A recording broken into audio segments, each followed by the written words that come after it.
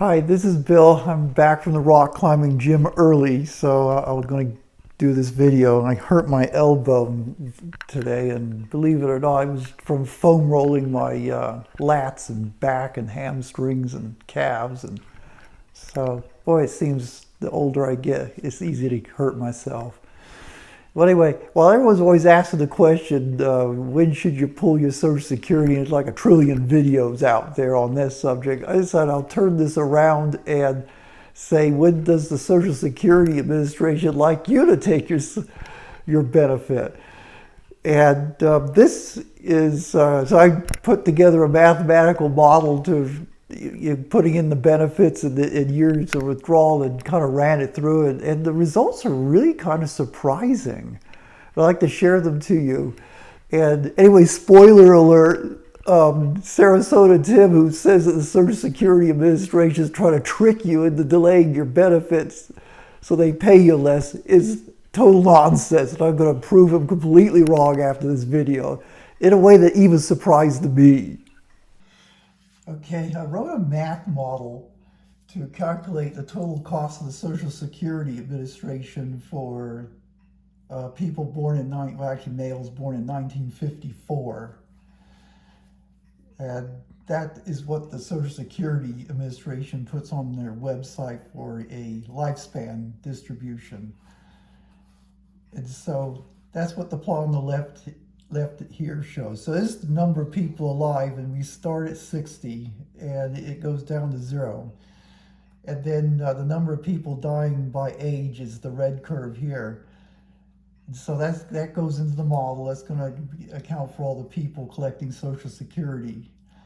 And well, I'm actually on this model, since I could do it. Boy, this took a lot longer than I thought it would take. This was kind of tricky programming. But I decided to consider the question of what would happen if we reduced the minimum collection age to 60. So that's baked into the model now.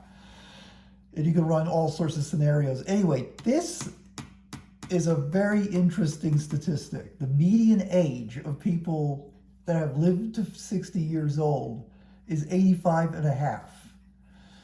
And yeah, just keep that in mind, because this will be important. So over here on the right hand, oh yeah, I should just say the median age means half the people died before and half the people died after this age. So it's not the average; it's the median, and probably it's what people think of as an average. Because when you think of average, you say, okay, well, you know, where am I? Where am I in relation to everyone else in a position quantified what way? So this is the number. You half die before, half die after if you've lived to 60, 85 and a half. This here shows the distribution of ages that people take their Social Security. And as I say, I've actually considered what would happen if you wanted to start it at 60. But anyway, right now the law is 62 is the minimum age. And so about 27% of people take Social Security at 62. Again, I got this from Social Security Administration website. So, yeah, so then, so basically this is the distribution. All the red above 62 is the standard withdrawal distribution. And then if you put the age to 63, I added this take rate to that take rate, so you get this, and this would be the one, and then it follows the red after that. This would be the case for 64, 65, 66, so on, all the way up to 70. 70 is 100% take rate. For the 61 and 62, which I just made up, I said, okay, let's take the 27 and we'll take 7.5 off, so we get this start distribution, which would be about 20%. And then we take another 7.5 off, and it puts it down to about 13% at 60 if we did lower the age. So just something I just did experiment. Now the model's in there. You can do all sorts of things. This is the benefit by age curve. So and this came off of my Social Security statements that I get, and there they actually set the full retirement age at 66. So which probably is appropriate for 1954. But anyway, so at 66, I just set it to 2,000, scaled their numbers. I think their numbers actually are 1,000, but I just multiply them by 2. So scale it 2,000. So if you take at 60, it looks like it's about $1,100, and if you take it 70, it's 2,400 plus. You get the 8% increase each year. And then this curve here is that, for the case where we do allow people to take Social Security at 60, this would be the payment over time. So 60 being the reference would be this. It ramps up quickly, of course, as more and more people collect, and then after 70, it then just drops off as people die off. So this is the model, and I'll show you the results next. Before showing the results, I'll mention a couple things. One of them is that I'm not which way is right, but I would say that this is a longitudinal model, whereas Social Security works in what I call latitudinal space. And what this means is that I'm just going to deal with the population born in 1954. At least that's the statistics that's in there. Whereas Social Security in real time is working in the other dimension. They're working with a spectrum of people born at different ages, but at the same moment in time. So I'm kind of neglecting there'll be any difference there. The other thing also is that I'm assuming that there is no correlation between when people take Social Security and when they die. So in other words, 27% take it at 62. At 60, I assume that when they get to 90, the people still alive and getting Social Security, it will maintain that same 27% would have been ones that started at 62. So that's assumed. And I did run the model with two scenarios, one with no COLA, one with a 2% COLA for all the years. The non-COLA probably is most representative in terms of what you may think in terms of actual fixed dollar costs in today's dollars, whereas the one with the COLA in there, of course, it's an admixture of valuations. You're going to have some inflated dollar. You're going to have all inflated dollars except for the first year and to some degree. So, but anyway, it just gives you some idea what the total cost will be. So here are the results. Okay, this is the minimum age you're allowed to collect Social Security is here. This is trillions of dollars of what it will cost. The two stars represent the reference calculation, which is minimum Social Security collected at age 62, so no one gets to collect before then, using the distribution I showed on the previous graph. This is the one without the COLA. So this is, if you want to think of it, is probably real like today dollar cost. This is including the 2% COLAs, which of course compounds, so it's more. And so yeah, and so as you can see, this is this is interesting, is that it actually increases with age, which I did not expect that. I guess the Social Security Administration is probably trying to make this be flat, and maybe it is in all practical terms, because I'm sure that when people start collecting their Social Security, they're probably retired and not paying FICA. So the guy who collects Social Security here, or over here, may have worked up to that time and they were paying FICA taxes during this run. So maybe from a net cost point of view, it comes out more flat than what this shows. And I've neglected that too. So, so to what degree that's important, I don't know. But the point was interesting was that as you push the minimum age up, it actually costs more. Say whatever you may get on the FICA taxes increase. And then, and again with the COLA, it's even more so. And I did not expect that, because everyone says that, well, reduce or increase the minimum age of collecting, you're going to save a ton of money. Well, the way this is set up, not obvious to me you're going to save a ton of money. Now, what I did here is, this is the same calculation, but here I say that everyone's going to collect Social Security at this age, at whatever the Social Security amount was on the previous graph. In other words, all 100% of people would collect Social Security at 62 here. You don't get to defer it to get a bigger benefit. And as you can see, this even leads to more savings. So this is where Sarasota Tim is total nonsense.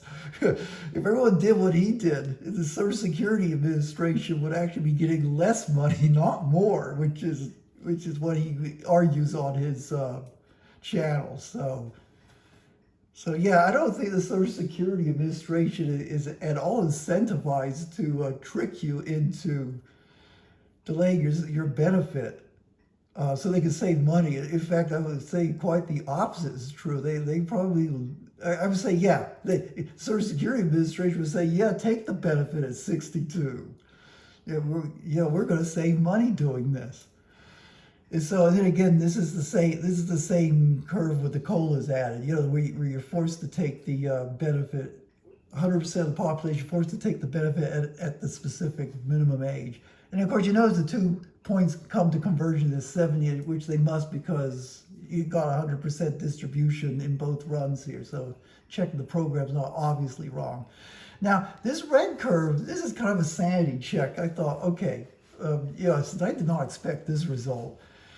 Obviously, if you set a benefit, here in this case $2,000, but you allow it to collect at 60, 61, 62, and so on all the way up to 70. So surely that should, of course, decrease with the minimum age because people are dying and there'll be less people collecting, blah, blah, blah. And so, yeah, of course, as you can see, it goes down rather dramatically. And this curve, by the way, does not include any COLA adjustments. Hi. After looking at this analysis, I have to tell you, this has really incentivized me to delay Social Security to 70 years old. In fact, to the point where if I get laid off or something else happens, I'm just going to use my savings and other retirement money to survive off of without getting the Social Security. And here's the reason why. Of course, being a a good citizen voter, you're always looking for your own self-interest in elections, which means getting the most out of your taxes you pay. In other words, you want someone else to pay the tax and you collect the benefit. That seems to be how politics works, unfortunately, but it is what it is. And when you look at, well, here's the thing I want to point out is that you see a lot of these crossover analyses that talk about at what age does take the delayed benefit actually accumulate more benefit over time. And all these analyses, is all over YouTube, come to the same conclusion that it seems like it's about 80 or maybe a little before, not later, just generally about 80. So if you're going to live past 80, you're going to end up accruing more money from the government by delaying your Social Security benefit. And the thing I want to bring back is this median age of being 85.5. Again, half of the people are going to live longer than that. In fact, way more than half the people are going to live longer than 80. Because of that statistic. So that makes sense that you're delaying is better. And, unless you've got a major health concern where you're probably not going to make it much past your middle 70s, then this is almost becoming a no-brainer for me. So, yeah, and then one thing I want to point out is that a while back I did this return on investment study. I don't know if you remember looking at this. Well, there was a mistake in this that really only affected collecting Social Security at 64, 63, 62. I pulled these off of my Social Security statements. And the mess up was that I got a Social Security statement in 2021 that said my 63 benefit would be $2,555, and that didn't make sense. It seemed actually it was a bit too high. So after analyzing that, with putting this video together, it became apparent to me that that really was a 63 and 9-month benefit, not 63 birthday benefit. And that makes sense because when I got the statement, which is in January 2021, I was 63 and 9 months. So what that basically means is that, okay, these numbers should have been smaller. The amount of tax paid, of course, stays the same, but the 4% withdrawal number would now actually go down, and therefore the rate of return on those numbers would actually go down too. So what normally would seem like a 6% across the board, it actually is a trail. It's a diminishing 6% from 70 down to something lower. I have to do the calculations. So again, you're going to get a better return on your Social Security FICA taxes, even though you're paying into them longer by delaying the retirement, by waiting. And so here's the moral of the story. It goes like this: what's good for the government is not necessarily going to be good for you, and vice versa. So since the government saves money by having you take Social Security at 62, it means it's not going to be as good for you. Government's going to cost the government more money for you to take it at 70, which is actually going to be good for you. So yeah, please don't take me too seriously though. Hi, if you made it this far, I want to apologize for the last statement. I don't really think the government is trying to screw you on Social Security. But it just sounded funny though, and I guess I can't help to put in a quick quib. Anyway, I wonder what your thoughts are on this. Am I really missing something here, or I like it to discuss it? I mean, that's why I like to put these YouTube videos out, because I seem to have very different ways of thinking of many problems. And this seems to just fall into the same bucket of this stuff too. And I wish I knew who to interact with these topics, because I just really would like to know what I'm missing, or if I'm actually uncovered something useful for people to think about. Anyway, bye-bye. It's Bill.